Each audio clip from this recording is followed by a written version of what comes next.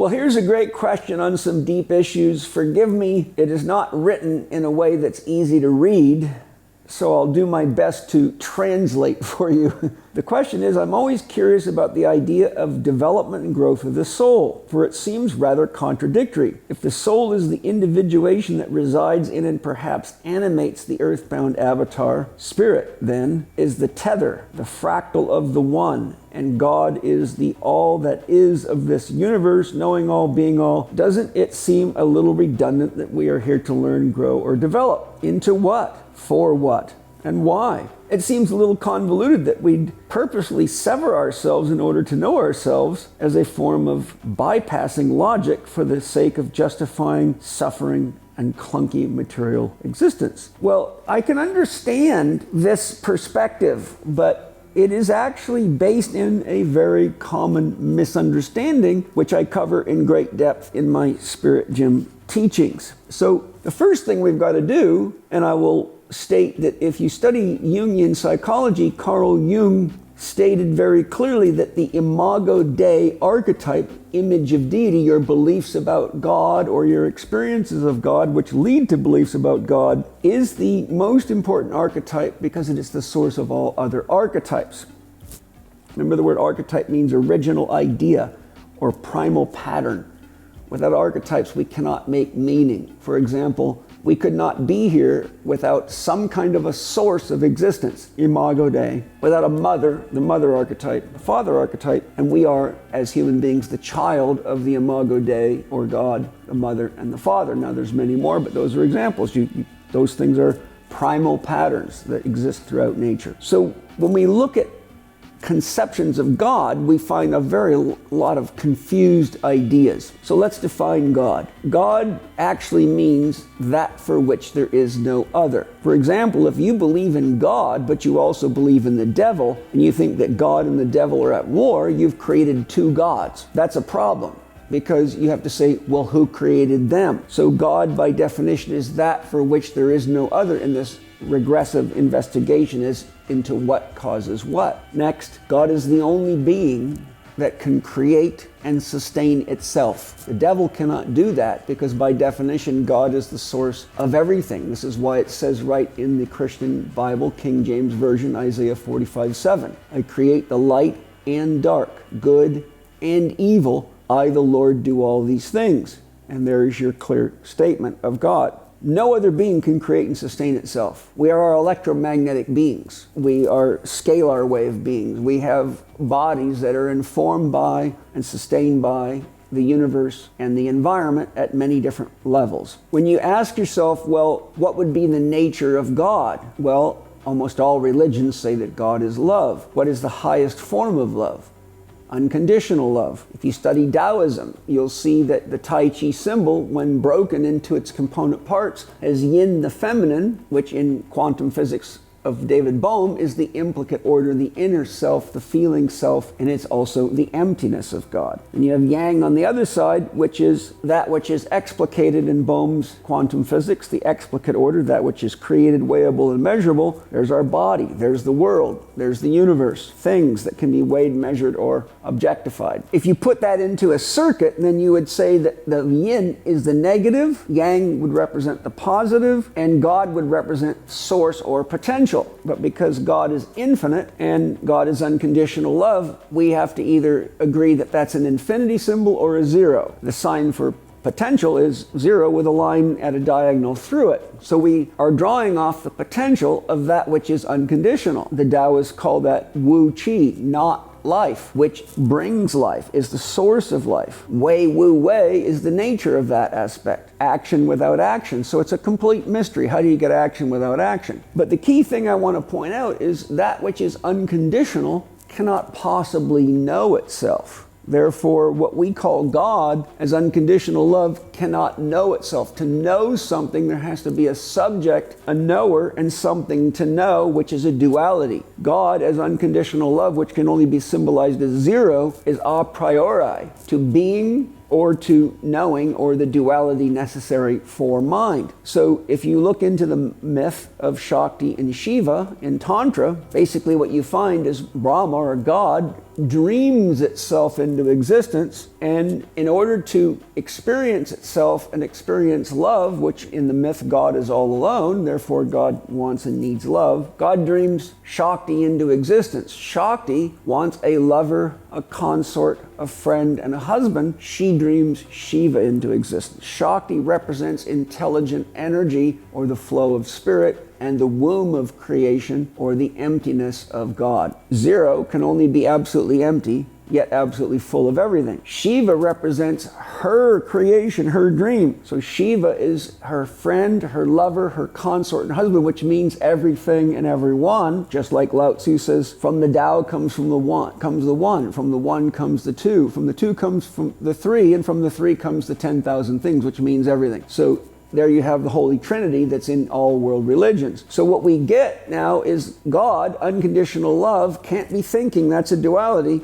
It has to dream itself into being. That's the principle of the one. Once God dreams itself into being, in the myth of Shakti and Shiva, you have the divine feminine and the divine masculine, which draw from the potential of God. God invests them with subject. They create the objects of our existence. In that we have the manifestation of creation. So now we have something interesting. God cannot know itself without an experience of love and relationship. Love requires a lover and a beloved. The lover is the subject. If I say, I love you, I am the lover, I'm the subject, and you are the object of my devotion, that creates a relationship. Because God cannot know itself as unconditional love, God dreams itself into existence. Therefore, there is characters in the dream that share relationships, and that is what love is. Love is the flow of energy and information through empathic and compassionate connection to self and or other. It turns out that love is the very basis of mind,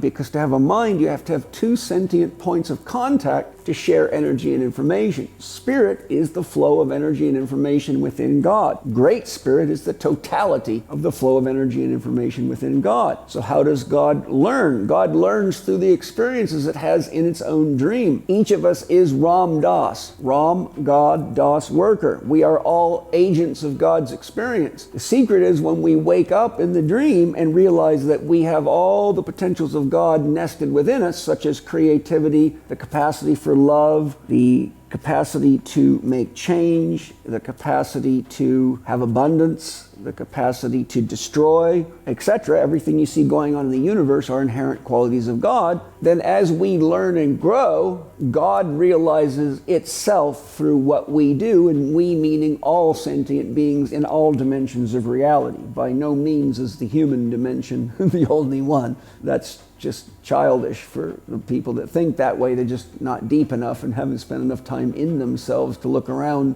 beyond their physical self. So the soul in each human being is ultimately unconditional love, because only God can ensoul the characters in the dream. It's Shiva's subject is the one given to her through Shakti. So God is the I of all sentient beings. When you say I am, your I-ness is God in you. This is exactly why when people ask St. Francis of Assisi, how do I find God? He said, what you are looking for is what's looking. That's a meditation. How do I find God? What you're looking for is what's looking. So what we ultimately have is a bunch of dream characters manifest who begin to have relationships with each other, which is the basis of love. That is the flow of energy and information through empathic and compassionate connection to self and or other. A flow of energy and information produces a mind, an embodied and relational process that regulates the flow of energy and information. First, we're very unconscious that we're in the dream. First, we're very unconscious that we are dreaming. Then through life experience and committed spiritual growth and development, as we awaken and our awareness expands, spirituality by definition is a progressively expanding sphere of wholeness. We begin to become aware that we have creative agency. We can begin to become aware that when we have a clear dream and set goals and direct our energy, intention, and information and efforts to manifesting that, things manifest as we intended. But if we walk around unconscious and just hope it's going to fall out of the sky, it doesn't happen. So what you see is that as we evolve spiritually, we awaken to the fact that we are not just an accident. We're not just here to clunk around and bang around, kind of like you've implied here, but that we are actually God becoming aware of itself. And then a paradox emerges.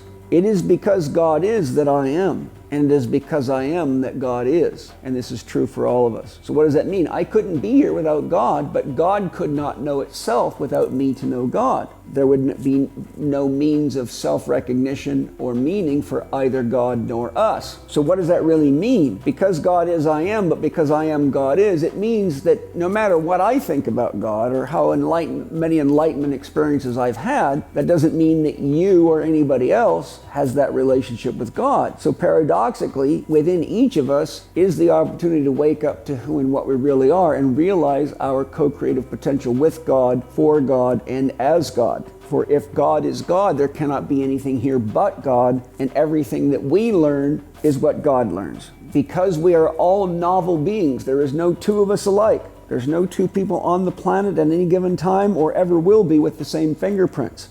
God is a novelty generator. Eros, the love of God, wants to penetrate and create novelty. So life is a perpetual penetration into the mystery of God's own mystery and itself, in which we are co-creators to create novelty. So we penetrate, we learn, we make deeper inroads into our spiritual development, our professional development, our relational development, our capacity to give and receive love, and we create novelty. Once we awaken legitimately, not by reading books, not by memorizing scriptures, but when we really begin to open our heart enough to see, feel, perceive, and experience the presence of God as unconditional love, at that time, God awakens to itself. So the paradox is you can have billions of people around that are asleep to God, unaware of God, and you can have multiple enlightened people that are fully united with God, but that does not change our relationship with God. And since the only truth is what we perceive and experience, when we awaken to God, God awakens to itself. Because God is unconditional, God has to dream the conditional into existence, so the infinite comes into the finite. Then the illusion of separation, because it's all a dream, allows love to exist, and it is only through individuality that you can make sense of or give meaning to unity. So unity would not have any meaning without individuality. So each of us as an individual is 50% of every love relationship we have. So through the flow and experience of love, God first wakes up to itself at the level of I. Then it wakes up to itself at the level of we. Then it wakes up to itself at the level of all or world. Then it wakes up to itself as cosmic consciousness. And it wakes up to itself as the Tao. First you have the Tao that can be spoken, which is the one that we're all in, but the ultimate experience of God is the Tao that cannot be spoken, and there's nothing you can know or say about it because it's unconditional, and you can't really know anything about God until you become God, and when you do, there can't be a subject-object duality, so there's nobody there to talk about it. So the paradox of it is you can only share what you experience on the way into the unspoken Tao and on the way out of it, and this is why the Hindus, sages, say neti neti, not this, not that. No matter what you say about God, it just goes around. About means around, but the true experience of God is silence. And in silence is the explosive power of creation, which is why one of the reasons why it's so hard to get your mind to hold still when you're meditating, because the deeper you go into silence, the more explosive it is, because that's God's desire to know itself, which is the desire to create, the urge to create. So the desire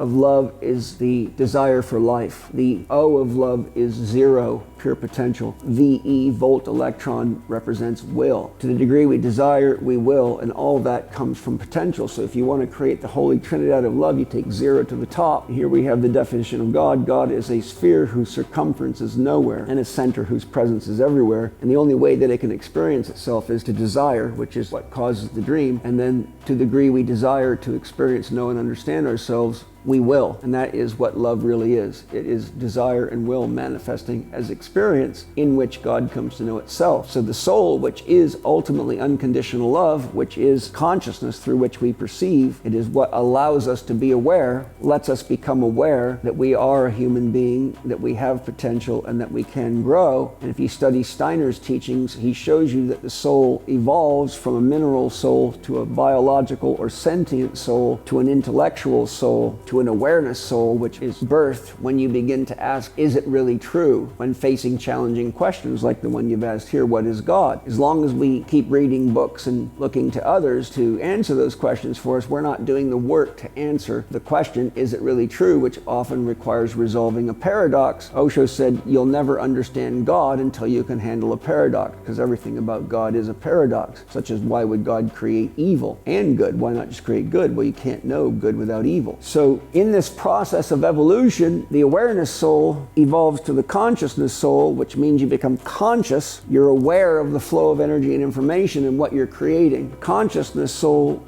grows to be the intuitive soul, and then beyond the intuitive soul we come into spirit soul union, which is legitimate enlightenment when you realize for sure who and what God really is. And the necessary growth process of the soul is to go from unconscious and unconditional to conscious, and finally you reach total freedom with enlightenment, because then you are totally aware, totally awake. You realize who and what you are, and you realize that the necessity of the illusion called Maya is so that God could come to know itself, experience itself, and therefore God grows in awareness of itself through the growth and evolution of souls anywhere in existence, or what I call spirit gem, and that is an instantly self-reinforcing loop. So this is why physicist John Wheeler, quantum physicist, said we live in a self-aware universe, and God updates the information about its own experiences at the speed of now. Whatever your experience is, for better or worse, is God's experience. And just like you learn and grow, God learns and grows to become more aware of what it is. So sorry if that's a little complex, but hey, that's a fairly simplistic explanation. In Spirit Gym, I give you lots of